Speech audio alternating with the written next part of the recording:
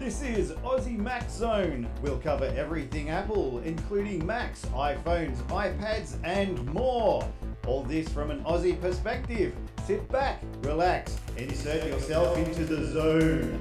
The Aussie Mac Zone. Hi everybody, welcome to show 328 Aussie Mac Zone. Now our Aussie Apple ramblings this week with Zarn, stuck at home. How are you, sir? Hi Michael, I'm great. Excellent. Staying in hibernation? Absolutely. Only come out for winter? So I just leave my cave to get my honey. I'm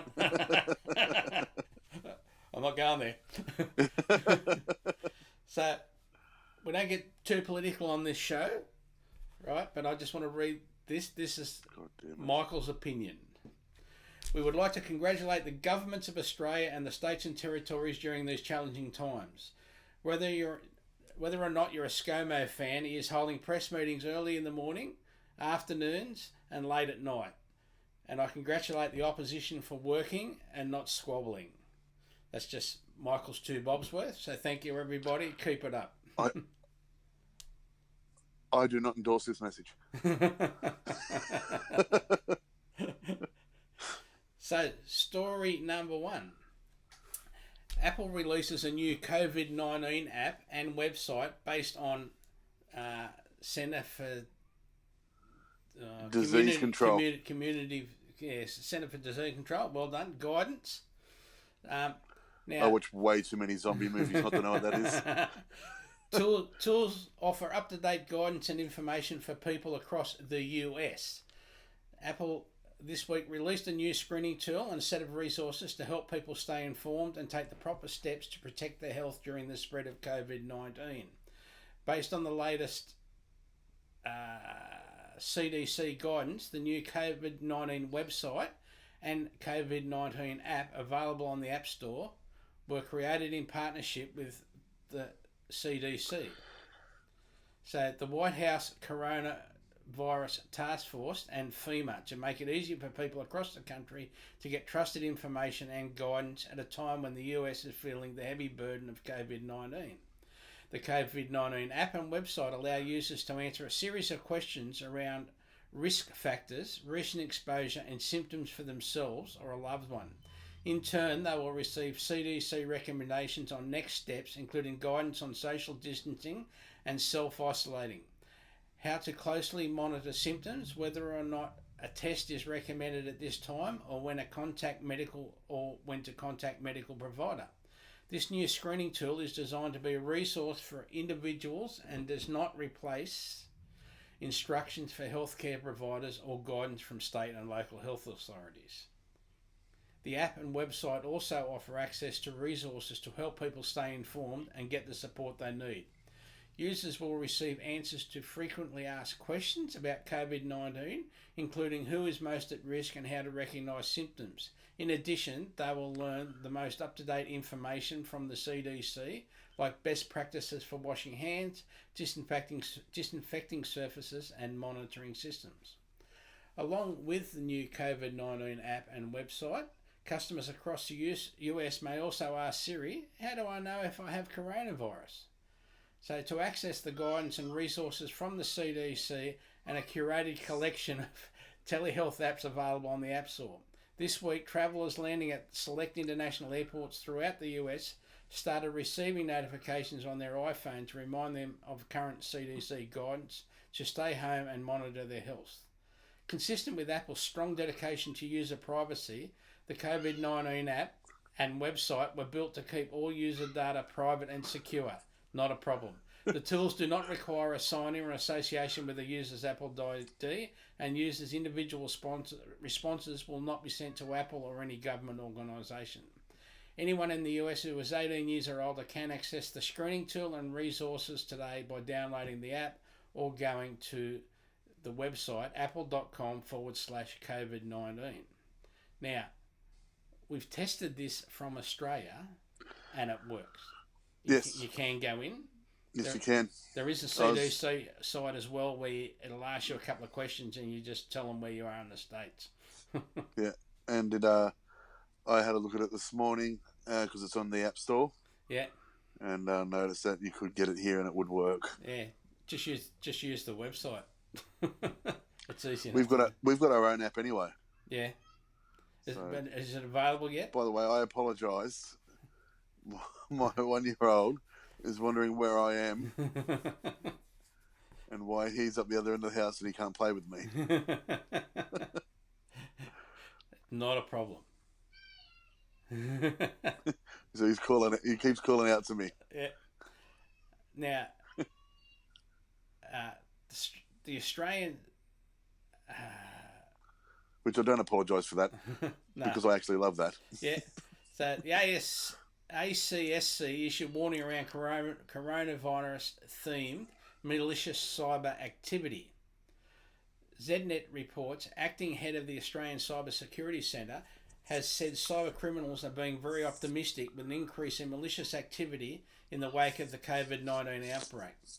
The Australian Cyber Security Centre, ACSC, has issued a new threat update seeking to raise awareness around coronavirus-themed malicious cyber activity. Cyber criminals are very opportunistic, and we are seeing an increased targeting of Australians through COVID-19 themed malicious activities. Acting head of... Oh, that's a shocking noise, that noise. That's such a bad noise, that noise. Sorry. Acting head of the ACSC, Carl Handmore, said, the ACSC's advice says COVID-19 related scams and phishing emails are likely to increase in frequency and severity over the coming weeks and months, due to, in part, to the ease of which existing scam emails and texts can be modified with a COVID-19 theme. We're seeing some upticks in the COVID-19 space. It's most likely the same cyber criminals just trying to go about their normal day job of stealing from all of us, Hanwell said, speaking on ABC Radio on Friday morning. They're coalescing under COVID-19 as one thing they know we're all interested in right now. Since early March 2020, there's been a significant increase in COVID-19 themed malicious cyber attacks across Australia, the ACSC said. The Australian Competition and Consumer Commission's Scam Watch has received more than 100 reports of scams about COVID-19 in the last 3 months. So, yeah, just stay on top of it. The ACSC said between March 10 and 26, it received over 45 cybercrime and cyber security incident reports from individuals and business, all related to COVID-19 scam and phishing activity. However, the true extent of this malicious activity is likely to be much higher, as these numbers only represent those cases reported to the ACSC and the ACCC.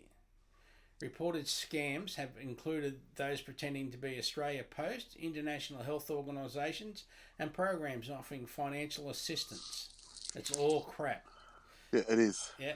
I had a friend at work get a message saying that she had got a grant for the COVID-19 virus of $1.2 million. Yeah, click here. Yeah. And she's like, look at this. I'm like, don't open that. No. Don't even select the box down the bottom that says, stop sending me stuff. Yeah. Now, the Australian government on Wednesday began its text messaging campaign, telling nearly 36 million mobile numbers how to navigate the health of individuals and the broader community. As the spread of the coronavirus increases, it's vital every Australian understands the practical action they must take to look after themselves and help us protect those most at risk, a statement from the Minister of Health, Greg Hunt, Australian Chief Medical Officer, Professor Brendan Murphy, and Minister for Communications, Cyber Safety and the Arts, Paul Fletcher, said. The government said it would continue to use text messages as one of its communications methods. And I've had a few of those, Handmore's message is that Australians should be alert to scams based around COVID-19 and avoid being lured into clicking on any links or attachments in emails or messaging apps. A key concern for the Australian Cyber Security Centre is cyber criminals looking to prey on businesses as they transition to an increasingly remote workforce, he added. Now, pardon me. Now is a good time for business to be more aggressive in blocking potentially malicious emails on websites from their network gateway. Now more than ever. Hello, we've just lost Zarn. Now more than ever, it is critical that businesses have their software patched and up to date. Looking at cybercrime activity more broadly, Hammore said that the ACSC is experiencing people self-reporting about 145 cybercrime incidents a day, with self-reported losses at $1 million a day. So. Oh yeah. Yes. Sorry, it just dropped out. Yep, that's all right. And you keep freezing. Well, I'll stop moving them. Now, so we're not doing any sponsorships this week. I just want to talk about a product, but now that we're stuck at home, it's called Airfly, AIRFLY. And what it is, it's a little box that you charge up, and normally you plug it into, say, the headphone socket on an aeroplane, so that you can listen using your Bluetooth headphones when you're on a plane. Right, so you're watching the big movie using your Bluetooth headphones on the plane. But Airfly lets you use your iPods and wireless headphones with headphones jacks and auxiliary imports. Airfly originally gained popularity for use with airplane entertainment systems, and the new Airfly Duo and Airfly Pro have many more tricks up their sleeves. From making your favourite older hi-fi speakers wireless, to letting any two pairs of wireless headphones share a movie or a workout. So yeah, two people be using your headphone, like Karen and I on a plane, for example, you can be using your headphones watching the movie. Airfly has more uses on the ground than it does in the air. So if you have a look for Airfly Pro, so yeah, they're really cool. They're about $120 or something from memory, but yeah, have a look at them. Have a think about how you're going to use them at home. Playing your podcasts on your old speakers and that sort of thing. If you used to drive and listen to all your podcasts all the time, yeah, try that. Airfly Pro. They're from 12 South. Airfly Pro. A really cool company. I've got a 12 South stand here with my iPad just sitting in it. It's my computer stand normally, but I just got an iPad sitting in it to control here tonight. So what about gaming? All right, so I've got Butter Royale. Butter Royale. Butter? It's just trying to butter me up, right? Yeah, this game's awesome. So it's a shoot 'em up. Yeah. But instead of, guns and violence, you got ketchup guns, butter guns, mayo guns. You run around, and it's live. It doesn't have to be, but you can't play offline, but it's better online. And you run around competing with other players, up to 30 other players. And you get to shoot each other and run around a certain amount of lives, but the target is to beat you the last one standing. Yeah. I've won a few times since I've been playing it. I'm pretty proud of that. It's for a shoot 'em up. It's got really cool themes. It's very happy. It's really funny. You've got to outrun the hot sizzling butter. So the section keeps getting smaller and smaller and smaller until it's just the two of you within shooting range of each other. Yeah. And I mean like close. And so that's this pattern. Like you can hide behind stuff, but it was just fun. I really enjoyed playing it. The other people that are playing it are just as competitive, and they all having a laugh. Cool. I got right into it. Yeah, I got right into it. And so I'll definitely play this again. It's a keeper. Yeah. And graphics are fantastic. I've only played it on my phone as well. So I haven't given it a go on the laptop. I haven't given it a go on the Apple TV. And I'm stoked with it. So I'm going to give it 5 out of 5 apples. 5. Wow. 5. There you go. Yeah. I couldn't have had more fun. Excellent. Yeah. I knew there'd be a game. Yeah. And I've been waiting for it. I've been going through trying to find the game. And I'm not a big fan of Fortnite. I have played it. I do like the shoot 'em ups. I like GTA and I liked Halo, and I like my mind's just gone blank. I don't know why, because I'm old and stupid. Grand Theft. What's the other one I was going to say? Modern Warfare. Oh my god. So I like that, like Black Ops. Kellyanne and I play Black Ops together, just not online, just together, and we with 2 controllers and run around and shoot each other. And so it's that sort of fun, we get to laugh at each other and Excellent. Excellent. Yeah. Yeah. So that's me anyway. I was trying to explain why I was giving it 5 out of 5, but this is the game. I love it. Excellent. So I was gonna do some entertainment. Yeah, go. So Netflix has all of Glee. Yeah. And the first time it came out, I didn't watch all of it. Everyone that knows me knows that I like Rocky Horror Picture, and I like that rock and roll music thing,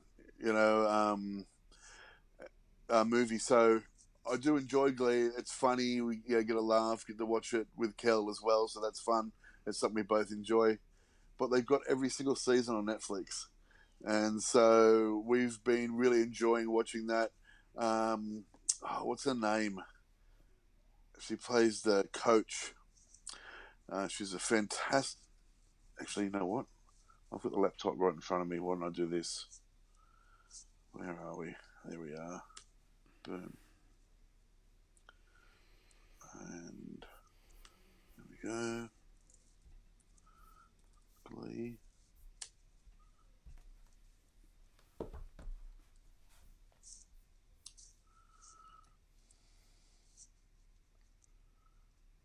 There we go. That's what I want.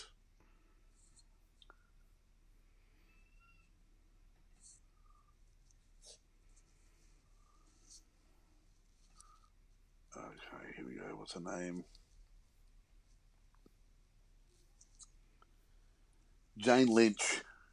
That's it. So Jane Lynch is amazing in it. Yeah. Have you seen it, Michael? Glee? Yeah. Yeah. Yeah. So, the tall, blonde coach woman. Yeah. Yeah. She coaches the cheerleaders. Yeah. Yeah. The role she plays in Glee, I'd forgotten how funny she is. My God, she is amazing. Yeah. She's just so cold and in love with only herself. Like, it's just so good, and the music's good too. They've done a few Queen songs. They've done Lady Gaga. They've done a Madonna special. So it's been quite good. And so if you get a chance, because we're all locked up and in quarantine, every single episode of Glee on Netflix. Yeah. Check it out. Rewatch it. I am. So, my wife and I watched The Bankers on Apple TV on the weekend. Yep. We both enjoyed this movie on two Negroes, and I chose saying it that way for a reason. And how they help make some of America a better place for all. Notice I said some of America. I don't want to do any spoilers, but to watch it and see the difference the difference they made as bankers. Yep. In one state compared to some other states, it's very interesting. Awesome. I've seen the trailers for this. Yeah. And it looks fantastic. I am really interested in seeing it. Yeah. It is really cool. It is. And another one that's coming up. Yep. This is on the ABC, on ABC Comedy. Yep. You saw a couple of weeks ago. You watched one of the episodes, but this is the new season. Starts this week on ABC Comedy. I think it's Wednesday night. Is Time Wasters. Yep. Which has got a BBC series on a group of black friends who travel back in time. They are also a jazz group. So you get to listen to some good music too. I loved this show as well. It was loose. No spoilers, and it's a good laugh. It is. Yeah, it's exactly. Really That's cool. what I'm going to say. It was loose. If you like Mighty Boosh, what is it? See, now I'm again a blank. But yeah, even if you if you watch, like I watch a fair bit of ABC Comedy and ABC, and you see the shorts for the new series coming. Yeah. It'll just give you a little idea of what it's like. Yeah. But yeah, looking forward to that. Yeah, like think of IT Crowd, Black Books, Mighty Boosh. Yeah. You know, that sort of stuff. It's up that alley. Yeah. Yeah. Quite funny, very good. Now, what about how-tos? I've got a few how-tos this week. Yeah. So, iOS 13.4, so iOS 13.4, which is also iPad OS 13.4.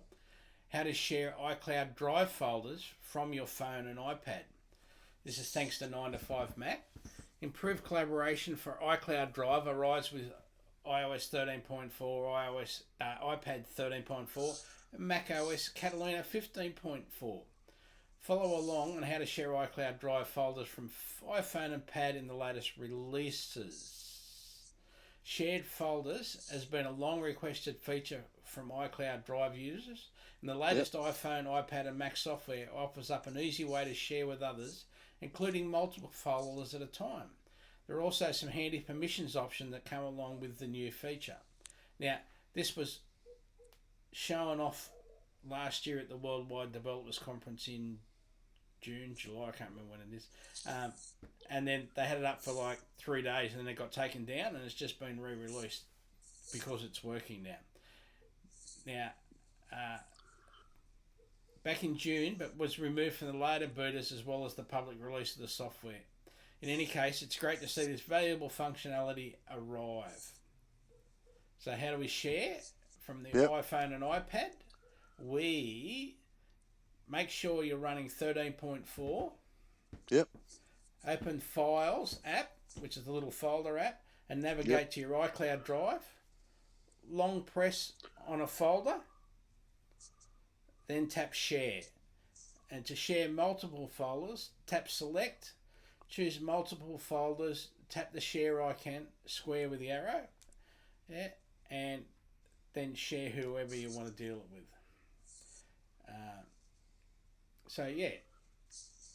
It's excellent. Sorry, my cats are trying to get me while I'm trying to do the video. Oh no, he's finished now. You're so popular with everything. Yeah. Now, what about? You want the next one? Hang on a second. Is it easy for you to do while you? How to customize. How to customize mouse cursor on iPad, tracking speed, animation, color, and more.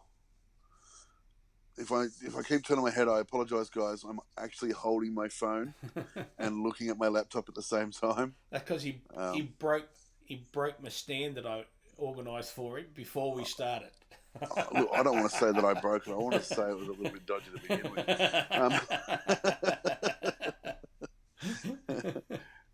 Again, 9 to 5 Mac with the iPad OS 13.4 update. You can now use a mouse or trackpad with your iPad as a complement. It's gone again. As a complement to the touch. Yeah, as a complement to the touch experience Apple is naturally promoting the Magic Keyboard accessory for iPad Pro. But you can use any USB or Bluetooth input device like Magic Trackpad or Magic Mouse too. You can use the cursor to do pretty much anything you can do with your finger, like press buttons, switch apps, edit text. It's similar, but not identical to a PC experience. Here's how you can customize the cursor input on your iPad to make it suit you. First off, this is a new feature that requires the latest iPad software. To get started, you'll need to update the iPad OS to 13.4. The software update is available now. Go to Settings, General Software, Update, and get updates. Ensure you are on 13.4 or later. 13.4 is compatible with the following devices: iPad Pro, iPad Mini 4, iPad Air 2nd Gen, and later, iPad 5, and later. To use the cursor, you will need an external mouse or trackpad. You can pair any Bluetooth mouse, such as pretty much any PC mouse you can find online or one you already own lying around the house. This is really cool. I've got so many mouses. Yeah. I want to say meese. I hate Mises to pieces. To try out mouse pointer on iPad using a Magic Mouse or Magic Trackpad, you have already paired to the Mac. Remove it completely from the Mac's Bluetooth list. The accessory will go into pairing mode and should then pair in the iPad Bluetooth settings. Tap on it and pair. Well, that's pretty easy. It's like pairing your headphones or anything else. It's really straightforward, Yep. There are also several iPad cases coming on the market to integrate a trackpad. Obviously, you have the Apple Magic Keyboard with trackpad. Do you have the keyboard with yours? No, not yet. I've got the keyboard, but it hasn't got the trackpad because I've got a really old. I've got the first iPad Pro, and the keyboard with trackpad doesn't come out until May. So. Cool. Sorry, you have the Apple Magic Keyboard with trackpad, which is compatible with the new iPad Pro and is going on sale. Oh, there we go, in May.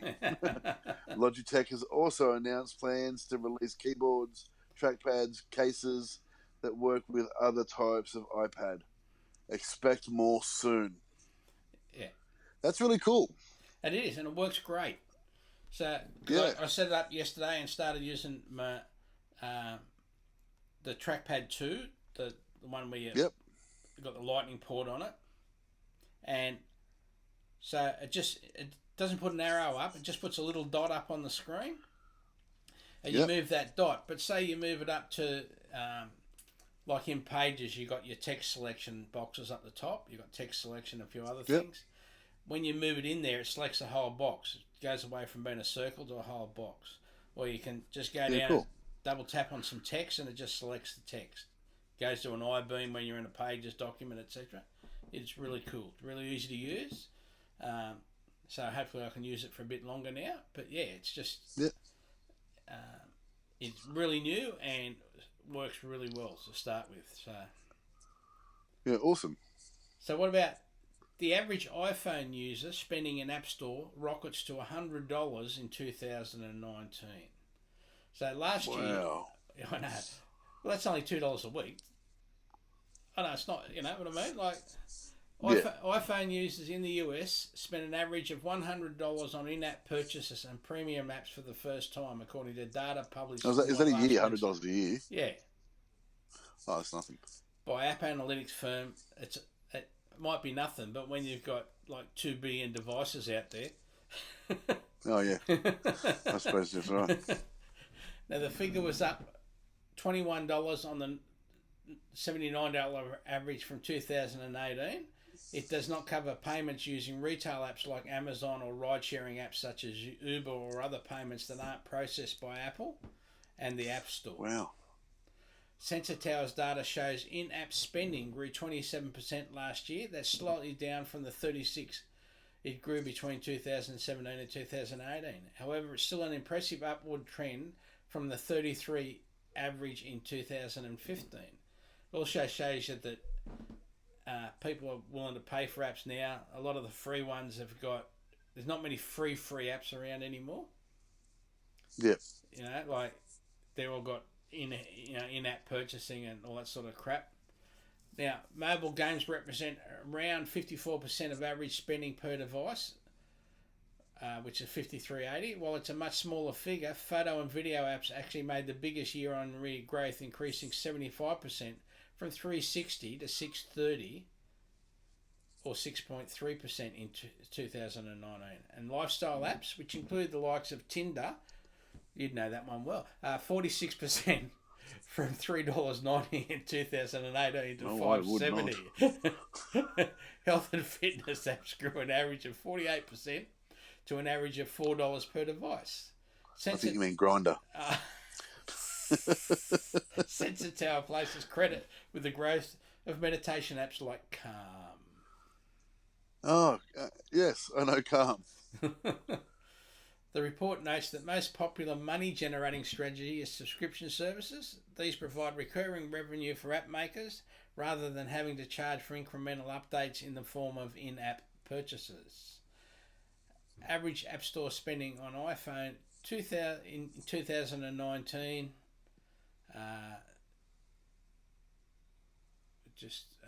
reflects one source of income for Apple. In the past 10 years, has represented an increasingly important one. iPhone unit sales peaked in 2015, after which the numbers have declined or leveled out. To continually top its record-breaking earnings, Apple has focused on finding ways to extract more money from a slightly smaller base of customers. The fact that these app spending numbers are going up suggests the strategy is working. The 2020 figures are going to be particularly interesting to see. On the one hand, COVID-19 induced economic challenges could shrink the number of people buying iPhones and splashing their cash in the App Store. Or, on the other hand, the current lockdown situation may prompt more time spent in the App Store than ever. Which of these two forces win out? We'll probably got about a year to wait to find out. Yep. That was a Cult of Max story. Yeah. There's links to all of these in the show notes. Yep. Story 4? Yep. Awesome. You can ride the Universal Studio Harry Potter The Forbidden Journey ride from your couch. This is true, I know. The video even takes you through the line for added authenticity. Cosmopolitan reports everyone is pretty much experiencing life through their devices at the moment. Hang on. We 100%. Hang on. See where it came from? This is Cosmopolitan magazine. It's not a tech magazine Cosmo. or anything. Cosmo. Yep. Yeah. That's right. I look everywhere for this information. I can say that I've never read Cosmo before.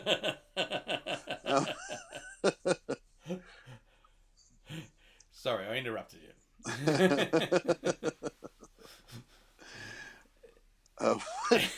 Sorry. All right, back to we 100%. On our devices, we 100% feel you on that. And if you're one of those people who had to cancel Universal Studio trip, we were particularly ecstatic about experiencing Wizarding World or Harry Potter. Don't fret. You can do more than daydream about it. In the meantime, you can virtually go on the ride through Hogwarts Castle from the comfort of your couch. Harry Potter and the Forbidden Journey is a must-experience ride inside of Hogwarts Castle at Universal Studio. A video from undercovertourist.com takes you through the entire experience, even waiting in line, which is arguably one of the best parts.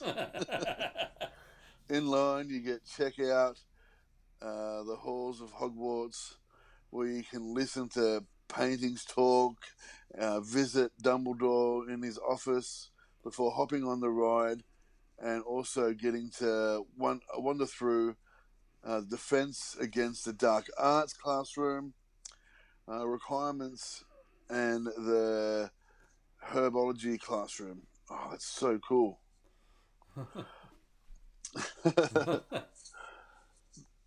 Hang on, I'll finish this. Once you're strapped in, you take a magical broomstick ride around Hogwarts as you met with fire-breathing dragons, friendly faces like Ron, Hermione, and Hagrid, of course, and spiders in the Forbidden Forest. You finish the ride with a warm praise from Dumbledore and students in the Great Hall. As Dumbledore once said, happiness can be found even in the darkest of times, if one only remembers to turn on the light. This virtual ride is the light. It's a true pick-me-up that all Harry Potter lovers deserve right now. Yes. So the links are in the show notes. Yeah. If you want to check it out, I definitely recommend it. You can also, Disney are doing the same thing, so you can do the Pirates of the Caribbean. So yeah, it's pretty cool. So, Telstra tells iOS users to stay at home. So, it was the ball I'm sitting on rubbing against my pants. Hey, awkward. So, I'm glad I'm not in the room.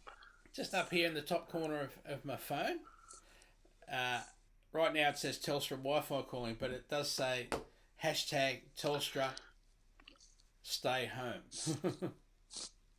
My phone Yeah. has just told me I've got 10%, which normally means it's going to die in about a minute and a half. Yeah.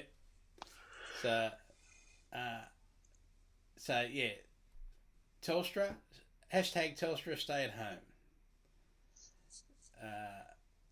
They've also done a lot of other stuff.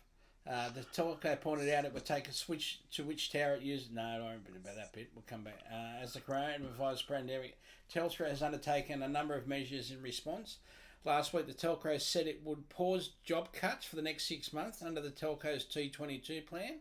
It had previously ended the employment of thousands of workers and recruited an extra 1,000 temporary call centre workers in Australia due to its Filipino call centre being shut down due to measures taken by Manila. The company is also shifting $500 million of capital expenditure slated for the second half of the next fiscal year to calendar 2020 year. This capital will be deployed to increase capacity in our network, including further accelerating the rollout of 5G and injecting much needed investment into the economy at this time, Telstra said. Telstra is also suspending late payment fees and disconnections until the end of April, which is when the decision will be re-examined, and the company has also committed to re-signing any sponsorship agreement it already has for another year. COVID-19 is having profound impact, there goes Zarn, across the country. At Telstra, hang on, except... Hang on a second. Yeah, there's that noise again. I hate that noise. Oh, crap.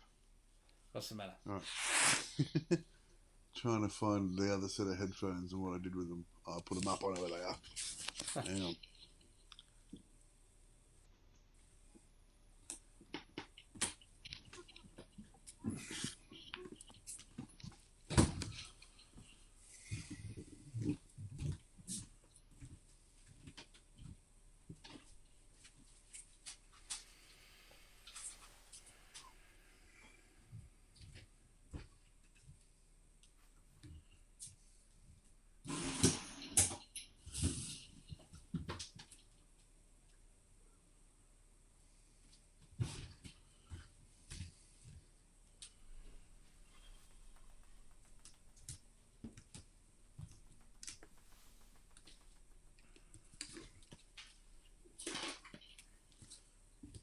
2 seconds. I'm with you.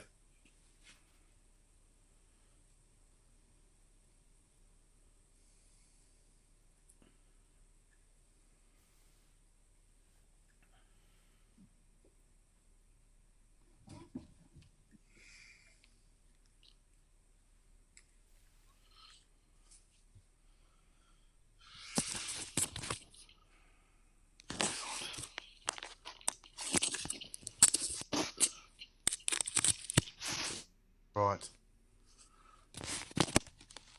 Can you hear me? Yeah. Excellent. All right. All right. Yep. I'm now on the laptop. Okay. Yeah, perfect. Just tilt the screen forward a little bit, I think. Yeah, and push it away from you a little bit, or sit further back. Let's see if I can do this down. Sorry.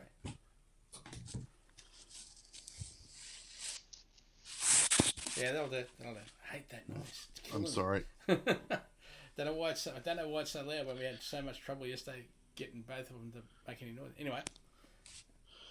Trying to get rid of my double chin.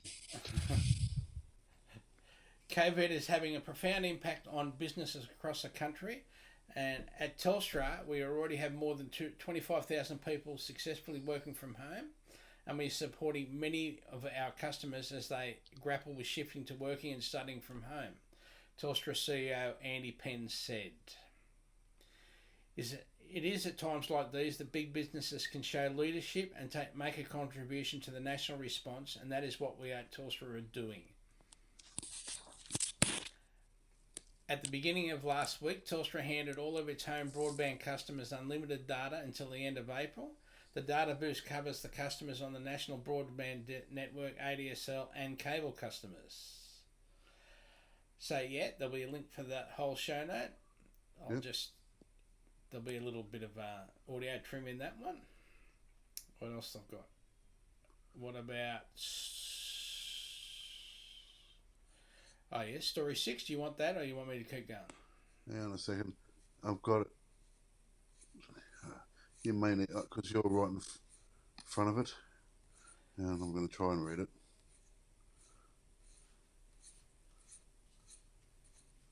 Can I move this? I can.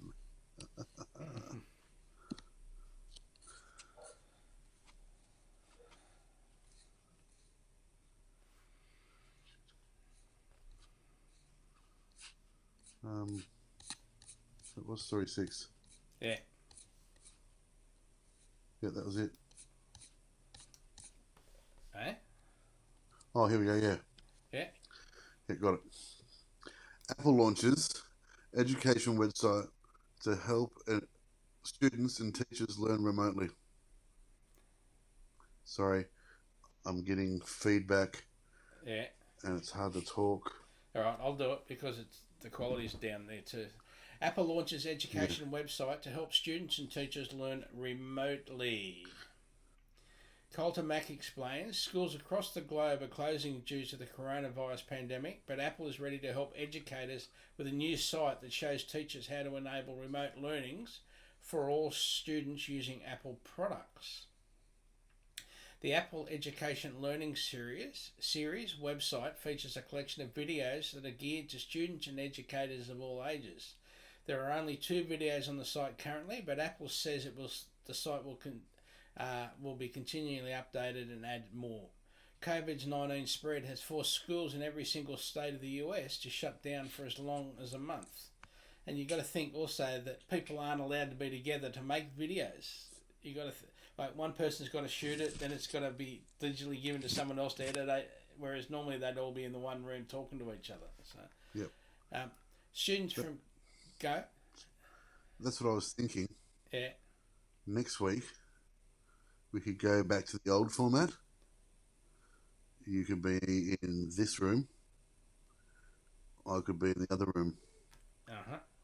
That way, we're not together. And we still do the show, and the quality is going to be absolutely so much better. We'll get there. All right. Students from kindergarten to college are now having to adjust remote learning, but are having to make do with whatever devices they have at home to get their education fix. Apple's first two educational videos focus solely on using the iPad's built-in features. The first video, titled Resources for Remote Learning, covers how to use the iPad camera to scan documents and stay organised. It also shows how to markup can be used to annotate materials, or how to use voice memos and a few other features.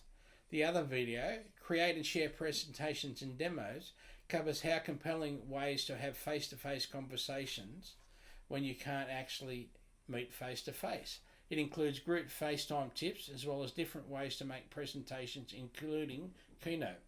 The video teaches educators how to record content to create a demo that can be sent to students for viewing. Apple says its next video will focus on its iOS app Clips. Students will learn how to create and share fun videos. It will also encourage educators to use Clips to make instructional videos to explore new skills and ideas. And talking about that, we watched, just before this started, we watched, hi buddy, Zach King, who's a good film maker for short clips. He's got a thing where people send him clips now and he shows them up. And those that have had more than 3 shown, he now gives them a gold pin. Every time he shows their video, he gives them a pin.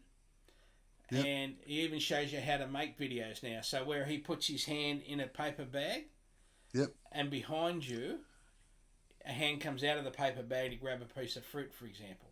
Yeah. And he shows you how there's a piece of software you can use and how easy it is to do that. But he shows you how to do it. It's awesome. It's cool. You know how he's got a full glass of juice or whatever. Yeah. And then he goes, and it's just gone. Yeah. I love all that stuff. He's so cool. His education stuff is great too. Yeah. I know that we're trying to set up all the kids that have laptops at school with remote learning, and we're getting there slowly. It's not an easy process. Yeah. But we're getting there. So if that's what we have to do for the time being, then it's great. Your audio's gone to crap too, just so you know. Yeah, I know. I can hear it. The show promotion, we've got the show notes each week in the update. This week being aussiemaxzone.com.au/AMZ328. There you'll see the last 6 weeks of notes. You can email Michael at AussieMaxZone or Zarn at AussieMaxZone. Spotify, you just search for Aussie Max Zone. Apple News, I've put a few things up on Apple News myself this week for Aussie Max Zone. So Apple Podcasts. Yep. And most importantly, thank you to our supporters, you, our listeners, the most important people. Absolutely. Over to you for the sign-off, champ. Thanks for bearing with us, guys, in these hard times. Stay safe. And remember, an apple a day keeps the androids away. Thanks, guys. Bye.